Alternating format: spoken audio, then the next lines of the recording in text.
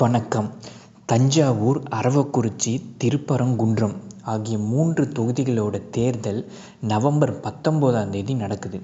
இதற்கான வேட்புமனு தாக்கல் அக்டோபர் 26 நவம்பர் 2 வரை நடக்குது. இன்னைக்கு திமுக, அதிமுக வேட்பாளர்கள் தங்களோட வேட்புமனுக்களை தாக்கல் செஞ்சாங்க. ஒரு அங்கீகரிக்கப்பட்ட அரசியல் கட்சியிலிருந்து வேட்பாளர்கள் வேட்புமனு தாக்கல் செய்யும் போது கட்சியின் தலைவரோ அல்லது பொதுச் செயலாளரோ ஃபார்ம் பி எனப்படும் ஒப்புதல் கடிதத்தை கொடுத்தாதான் அந்த கட்சியோட சின்னம் அந்த வேட்பாளருக்கு வழங்கப்படும். அதில் கட்சி தலைவரோ அல்லது பொதுச் செயலாளரோ கையெழுத்து போட்டிருக்கணும். ஒருவேளை இந்த 2 பேராலையும் கையெழுத்து போட முடியல அப்படின்னா அந்த அதிகாரத்தை வேற ஒருவருக்கு மாற்றணும். அது எப்படி மாற்றணும் அப்படின்னா, செயற்குழுவோ அல்லது பொதுக்குழுவையோ கூட்டி ஒரு முடிவெடுத்து அந்த தகவலை தேர்தல் கமிஷன் கிட்ட கொடுக்கணும். அதுக்கப்புறம்தான் தேர்தல் கமிஷன் ஃபார்ம் பியில் அங்கீகரிக்கப்பட்ட இந்த நபர் கையெழுத்து போடலாம் அப்படின்னு அவங்க ஒரு அங்கீகாரம் கொடுப்பாங்க. முதல்வர் ஜெயலலிதா அவர்கள் மருத்துவமனையில் இருக்கிற காரணத்தினால இன்னொருத்தருக்கு இதை மாற்றி கொடுக்குற நிலைமை இல்லை. 1989 அதிமுகவோட இந்த ஃபார்ம் பியில் முதல்வர் ஜெயலலிதா மட்டும்தான் கையெழுத்து போட்டுக்கிட்டு இருக்காரு. வேற யாருமே இது வரைக்கும் கையெழுத்து போட்டதில்லை. நடக்க போகிற 3 தொகுதிகளோட தேர்தலுக்கு அதிமுக வேட்பாளர்களுக்கு ஃபார்ம் பி கொடுத்துருக்காங்க. அந்த ஃபார்ம் பியில் ஜெயலலிதா அவர்களின் கையெழுத்து இல்லை. அதற்கு பதிலாக அவருடைய விரல் ரேகை பதியப்பட்டிருக்கு. ராஜீவ்காந்தி அரசு மருத்துவமனையோட பேராசிரியர் பி. பாலாஜி இந்த விரல் ரேகைக்கு ஒப்புதல் கொடுத்துருக்காரு. அப்போலோ மருத்துவமனையோட மருத்துவர் பாபு அப்ரஹாம் அப்படின்றவர் இதுக்கு சாட்சி கையெழுத்து போட்டிருக்காரு. அதில் ஒரு மெடிக்கல் டேர்ம் குறிப்பிட்டிருக்காங்க. ட்ரெக்கியோஸ்டோமி அப்படின்ற ஒரு சிகிச்சையில் இருக்கிறதுனால முதல்வரோட வலது கையால் கையெழுத்து இட முடியாத சூழ்நிலை இருக்குது. அதனால் அவரோட இடது கை கட்டை விரலோட ரேகையை பதிவு செஞ்சுருக்காங்க அப்படின்னு அந்த படிவத்தில் எழுதியிருக்காங்க. அது என்ன ட்ரெக்கியோஸ்டோமி அப்படின்னு நான் கூகுள் பண்ணி பார்த்தேன். மூச்சு விடுறதுல ஒருத்தருக்கு சிரமம் இருக்கும்போது இந்த சிகிச்சையை மேற்கொள்ளுவாங்க. கழுத்தில் குரல் வலைக்கு கீழே ஒரு துளை போட்டு அதன் வழியாக சுவாச குழாய்க்கு ஒரு டியூபை செலுத்துவாங்க.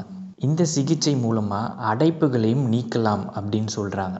வழக்கமாக மூச்சு விடுறதுக்கு உதவியாக இருக்கும் வாய், மூக்கு மற்றும் தொண்டை இதையெல்லாம் தவிர்த்துட்டு நேரடியாக டியூப் மூலமாகவே சுவாசிக்கப்படும். இன்னொரு முக்கியமான விஷயம் என்னென்னா, இந்த சிகிச்சையில் இருக்கவங்களுக்கு முதல்ல பேசுகிறதுல சிக்கல் இருக்கும். அதுக்கப்புறம் பயிற்சி கொடுத்ததுக்கப்புறம் தான் அவங்களால பழையபடி பேச முடியும் அப்படின்னு சொல்கிறாங்க. ஆனால் இந்த சிகிச்சைக்கும் வலது கையில் கையெழுத்து போட முடியாத சூழ்நிலைக்கும் என்ன சம்மந்தம் இருக்குது அப்படின்னு எனக்கு தெரியல. ஒருவேளை உங்களுக்கு தெரிஞ்சிருந்தா தயவு செஞ்சு கமெண்ட் செக்ஷனில் உங்கள் கருத்தை பதிவு பண்ணுங்கள். அக்டோபர் 27 அன்னைக்கு முதல்வர் அவர்கள் இந்த படிவத்தில் தன்னுடைய விரல் ரேகையை பதிவு செஞ்சுருக்காங்க. கடந்த ஓரிரு நாட்களாக முதல்வர் அவர்கள் பரிபூர்ணமாக குணமடைஞ்சிட்டாரு, தீபாவளி அன்னைக்கு அவர் வீடு திரும்புவார் அப்படின்னு அதிமுக தொண்டர்கள் ரொம்ப மகிழ்ச்சியாக இருந்தாங்க. ஆனால் இந்த படிவத்தில் முதலமைச்சர் கையெழுத்து போடலை, விரல் ரேகையை தான் பதிவு செஞ்சுருக்காரு அப்படின்றது அவங்களுக்கு நிஜமாவே சோகமான செய்தி தான். கையெழுத்து போடுற நிலையில் கூட நம்ம முதல்வர் இல்லையா அப்படின்னு அவங்க வருத்தப்படுறாங்க. முதல்வர் எப்படி கையெழுத்து போடுறாரு அப்படின்றத பார்க்கணும் அப்படின்றதுக்காக எதிர்க்கட்சிகள் இத்தனை நாளாக காத்துக்கிட்டு இருக்காங்க. ஒரு வழியாக அந்த படிவம் வெளியில் வந்துருச்சு. முதல்வர் அப்போலோவில் சேர்ந்து இன்னியோட 37 நாட்கள் ஆகுது. முதல்வரோட ஃபோட்டோவோ வீடியோவோ கையெழுத்தோ இது வரைக்கும் வெளியில் வரவே இல்லை. இதுதான் முதல்வர்கிட்டேருந்து வர முதல் ஆதாரம். ஆனால் அது விரல் ரேகையாக தான் இருக்குது, அது கையெழுத்தாக இல்லை. மறுபடியும் இது பல சர்ச்சையை உருவாக்கும் அப்படின்னு தான் நான் நினைக்கிறேன். முதல்வர் அவர்களே தன்னுடைய விரல் ரேகையை பதிவு செஞ்சாரா, இல்லைன்னா அவரோட விரலை எடுத்து வேற யாராவது பதிவு செஞ்சாங்களா அப்படின்ற கேள்வியும் எழப்போகுது.